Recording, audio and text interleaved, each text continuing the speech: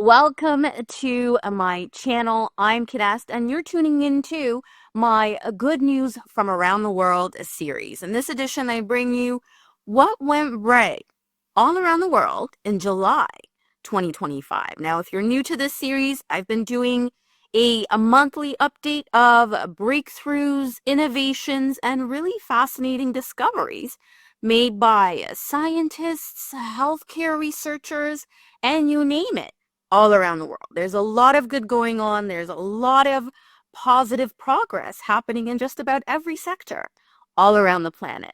The more you tune into good news, the more you shift and balance your perspective to include an understanding of what is going right in the world, what is working in the world. And that is good for your physical health, your mental health, and your overall awareness of what's happening in our beautiful world. So here's the latest edition of Good News from Around the World.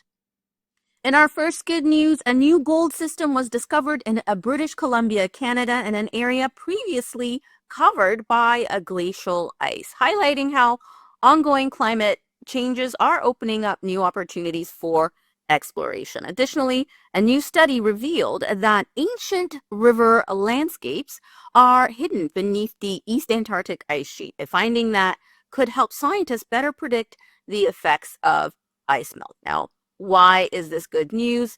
The resource discovery potential aspect of the retreating ice is useful. It's revealing previously inaccessible geological formations, potentially uncovering valuable resources that could support not only sustainable development, but also climate wellness. The other aspect of this being good news is that it is expanding scientific exploration and expansion. These discoveries demonstrate that even in well-studied regions, that geographical and geological surprises await, which advance our understandings of Earth's many hidden systems. Canada has launched the Wildfire Resilience Consortium of Canada, the WRCC, the country's first national center of excellence for wildland fire innovation and knowledge exchange. The WRCC will serve as a virtual hub, bringing together domestic and international governments, communities impacted by wildfires, the private sector, and individual experts to share knowledge and accelerate the use of cutting-edge science and technology in wildfire prevention, mitigation, preparedness, and response. The initiative will also support Indigenous fire stewardship and traditional knowledge as critical components of wildfire resilience, advancing actions from the G7 Kananaskis Wildfire Charter endorsed by multiple world leaders. So why is this good news? The initiative and establishment of the center presents a coordinated national response strategy. Creating a centralized hub for wildfire innovation ensures that breakthrough technologies, successful strategies, and critical knowledge are shared rapidly across all jurisdictions rather than being siloed in individual regions. Additionally, recognizing and incorporating traditional Indigenous fire stewardship practices combines thousands of years of proven land management wisdom with modern technology, creating more effective and culturally respectful wildfire management approaches.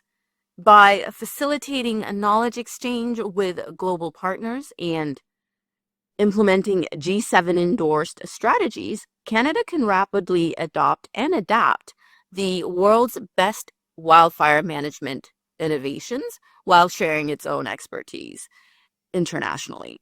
This accelerates international collaboration, which is, as I've said many times in the Good News from Around the World series, a recipe for magic. This also shows proactive resilience building, moving beyond reactive firefighting to focus on prevention, mitigation, and community preparedness. Really represents a fundamental shift toward building long-term wildfire resilience rather than responding to disasters after they occur. This good news demonstrates that governments can transform crisis response into systematic innovation and knowledge-sharing platforms that build lasting resilience. The 373 megawatt Cleve Hill Solar Park, the largest solar plant in the United Kingdom, commenced operations. The project is capable of exporting 100% of its capacity to the grid, helping the UK shift away from fossil fuels and supporting its climate goals. This milestone represents a significant step in the UK's renewable energy infrastructure expansion. So, why is this good news? The plant's 373 megawatt output can power hundreds of thousands of homes with clean electricity, directly displacing fossil fuel generation and reducing carbon emissions. This shows the massive capacity of clean energy solutions. Additionally, by exporting 100% of its capacity to the national grid, the facility strengthens the UK's energy independence and reduces reliance on imported fossil fuels. The large-scale solar projects create significant employment opportunities as well in construction, maintenance, and operation, while reducing a long-term energy costs for consumers. So there is that job creation aspect of building a large solar plant of this kind. The UK's largest solar installation really showcases the viability of the utility scale renewable energy, encouraging further investment and policy support for clean energy transition. In Singapore, researchers have developed a breakthrough nanotech sensor that can provide real-time monitoring of plant health by detecting a key growth hormone. This non-invasive technology allows farmers to instantly gauge stress or nutrient needs, helping to prevent crop loss, optimize resource use, and improve overall yields. Why this is good news? Real-time plant health monitoring enables farmers to address problems before crops are damaged, significantly reducing food waste and increasing yields. By detecting exactly when a plant needs water or nutrients, this technology minimizes waste of resources like water and fertilizers, while maximizing crop productivity, better crop monitoring directly translating to more reliable food production. This approach is also non-invasive and provides precise monitoring support, supporting regenerative agriculture practices by providing data-driven insights that optimize both productivity and environmental health. The UN's International Court of Justice, the ICJ, issued a landmark advisory opinion stating that nations failing to curb fossil fuels could be held legally responsible for climate damage. This opinion, requested by Pacific Island nations, is a major step toward climate justice and could serve as a basis for future lawsuits against governments and corporations. Why this is good news? The ruling establishes international legal precedent that governments have binding obligations to address climate change, not just voluntary commitments. Small island states and developing nations now have legal grounds to hold major emitters accountable for climate damages, leveling the playing field in climate justice.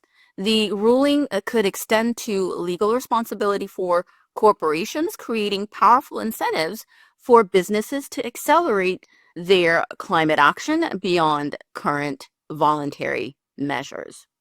Governments facing potential legal consequences for climate inaction are likely to strengthen their emission reduction policies and enforcement mechanisms. So this is good in creating that accountability touch point for climate inaction.